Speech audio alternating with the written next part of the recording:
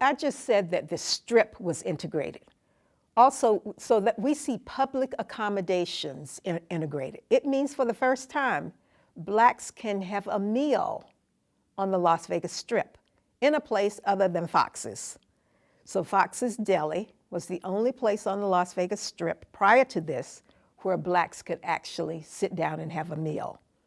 So now public accommodations have been integrated. So blacks can stay in hotel rooms on the Strip and downtown. But when we look at secondary sources, we see that that's not as smooth as we'd like to believe it is.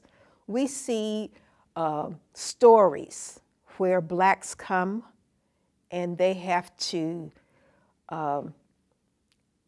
it is not as smooth as coming in, showing your identification and saying that I have reservations here.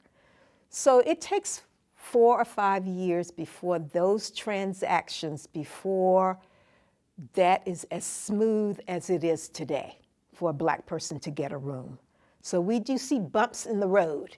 Even though integration took place that day, public accommodations, yes, we can do it now, but it's not as smooth as it could have been. And there were things along the way. There were stories that we heard along the way that helped to push integration. It didn't all start on that, with that letter sent to the mayor of the city. Prior to that, we see just little inroads beginning to take place. We see in 1954, Josephine Baker coming here, demanding that her audience is integrated every night. So when Josephine Baker comes and she finds a black beauty shop, she also asks for the NAACP president. And what she does in 1954 is she tells the president of the NAACP, who is Woodrow Wilson at the time, she tells him that I'm going to have 2 tables down front every night, and I want to have black people at those tables.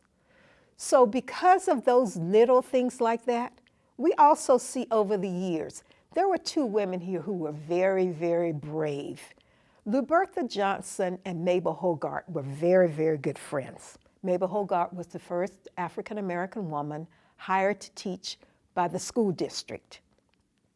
There were other black teachers maybe here before, hired by the railroad, but not by the school district. So Mabel Hogarth and Lubertha Johnson would sometimes call from the telephone at the ranch. And I don't know if, because you had to give your telephone number, that telephone number was different, with a different exchange than the one on the west side, but they would accept her reservation that she made at a casino on the Strip. And then she and Mabel Hogarth would show up.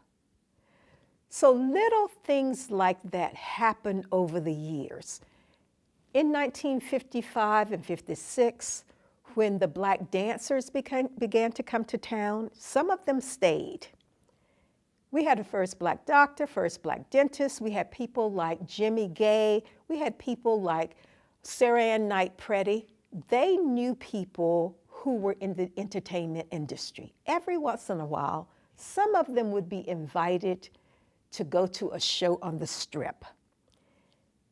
It was not always easy to turn down a request made by Sammy Davis Jr.